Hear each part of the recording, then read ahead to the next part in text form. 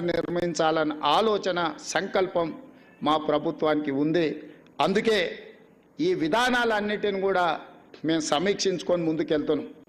ఇంతకుముందే వస్తున్నప్పుడు ఇక్కడే మిత్రుడు వందే మాత్రం ఫౌండేషన్లో క్రియాశీలక పాత్ర పోషిస్తున్న మాధవ్ ఇంకొక మాట చెప్పిండు నాకు, సెమీ రెసిడెన్షియల్ విధానాన్ని మీ ప్రభుత్వం తీసుకుంటే బాగుంటుంది అని.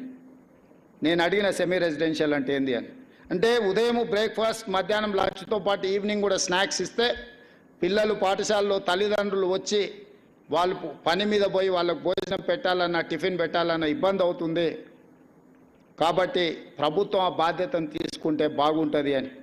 ఆ సూచనను తప్పకుండా మా ప్రభుత్వం పరిగణలోకి తీసుకుంటుంది, పరిశీలిస్తుంది.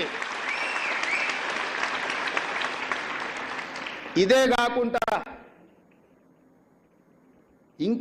ఒక స్టడీ రిపోర్ట్ నేను నిన్నమన్న చూసిన, ఇంకా దాన్ని లోతుగా విశ్లేషించేది ఉన్నది. కానీ ఇంతమంది విద్యార్థులు వాళ్ళ తల్లిదండ్రులు నీ వేదిక మీద నేను పంచుకోవాలని అనుకుంటున్నా.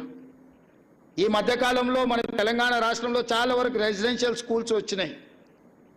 రెసిడెన్షియల్ స్కూల్స్ ఒక రకంగా విద్యను పెంచడానికి పనికొచ్చినా ఈ రెసిడెన్షియల్ స్కూల్స్ పిల్లల్ని చిన్న వయసులోనే పాఠశాల ఈ రెసిడెన్షియల్ స్కూల్స్ చేర్చడం ద్వారా తల్లిదండ్రుల మధ్యలో ఉన్న కుటుంబ సంబంధాలు బలహీనపడుతున్నాయని చెప్పి ఒక స్టడీ రిపోర్ట్ వచ్చింది.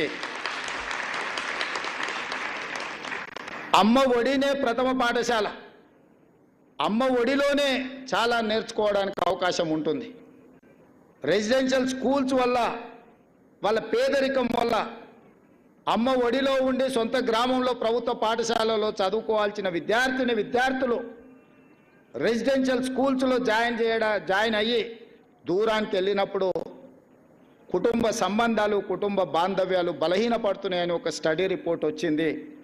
ఇది భవిష్యత్తులో పెద్ద సామాజిక సమస్యగా మారడానికి కూడా అవకాశం ఉంది. కాబట్టి ఇక్కడ ప్రభుత్వం ఖచ్చితంగా రెసిడెన్షియల్ స్కూల్స్ను ఒక ప్రక్కన ప్రోత్సహిస్తూనే గ్రామాలలో ఉండే పాఠశాలల పట్ల నిర్లక్ష్యం వహించొద్దు. కొంతకాలం తర్వాత ఇది సామాజిక రుగ్మతగా, సామాజిక సమస్యగా పరిణమిస్తుంది. కాబట్టి ఖచ్చితంగా గ్రామాలలో ఉండి తల్లిదండ్రుల దగ్గర పెరుగుతూ ప్రభుత్వ పాఠశాలలో చదువుకోవడానికి అవసరమైన వెసులుబాటు, వసతులను కల్పించాల్సిన బాధ్యత ఏ ప్రభుత్వం వచ్చినా వాళ్ళ మీద ఉంటుంది. మా ప్రభుత్వం తప్పకుండా బాధ్యతను నెరవేరుస్తుంది అని చెప్పి మీ ముందు నేను చెప్పదలుచుకున్నాను.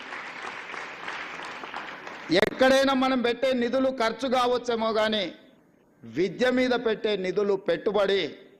ఇవాళ విద్య మీద ప్రభుత్వ పాఠశాలలో చదువుకున్న ఐఐటీలు చదువుకున్న వాళ్ళు, ఐటీ నిపుణులు దేశ విదేశాలలో రాణించి వాళ్ళు లక్షల కోట్ల రూపాయలు సంపాదించి ఆ సంపదను మళ్ళీ మన ప్రాంతాలకు, మన గ్రామాలకు పంపుతున్నారు అని అంటే మనం పెట్టిన పెట్టుబడి లాభాలతో తిరిగి వస్తుంది. విద్య మీద పెట్టే పెట్టుబడి, దీన్ని నేను సంపూర్ణంగా నమ్ముతాను.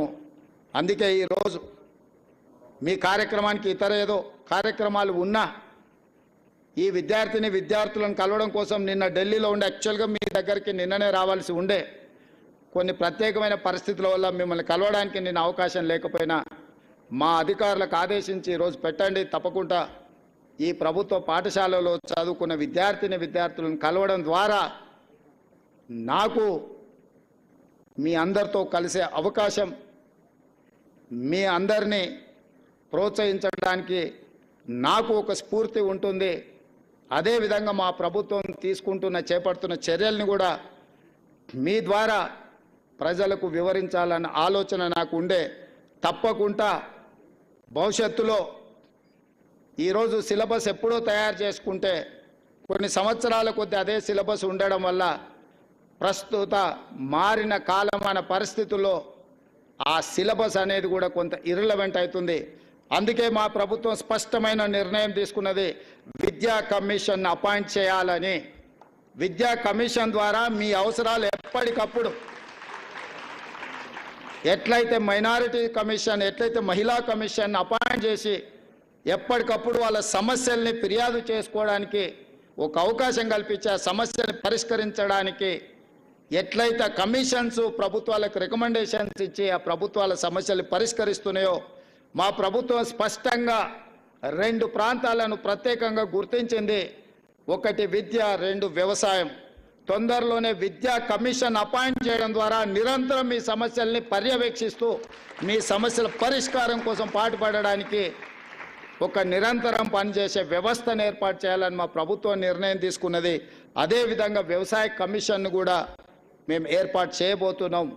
తద్వారా విత్తనాలు కానీ, నకిలీ విత్తనాలు కానీ, ఎరువులు కానీ, సంస్థలు కానీ, ప్రభుత్వాలు కానీ రైతులకు నష్టం జరిగినప్పుడు, రైతులకు అన్యాయం చేసినప్పుడు వాళ్ళ తరఫున ఆదేశాలు ఇవ్వడానికి, వాళ్ళ తరఫున ప్రభుత్వాలకు నివేదికలు చేర్చడానికి కమిషన్స్ అవసరం. ఈ విద్యా కమిషన్ని, అదేవిధంగా వ్యవసాయ కమిషన్ని ప్రాధాన్యతతో తీసుకొని మా ప్రభుత్వం వీటిని ఎస్టాబ్లిష్ చేస్తుంది. తద్వారా నిరంతరం ప్రభుత్వ పాఠశాలల్ని పర్యవేక్షించే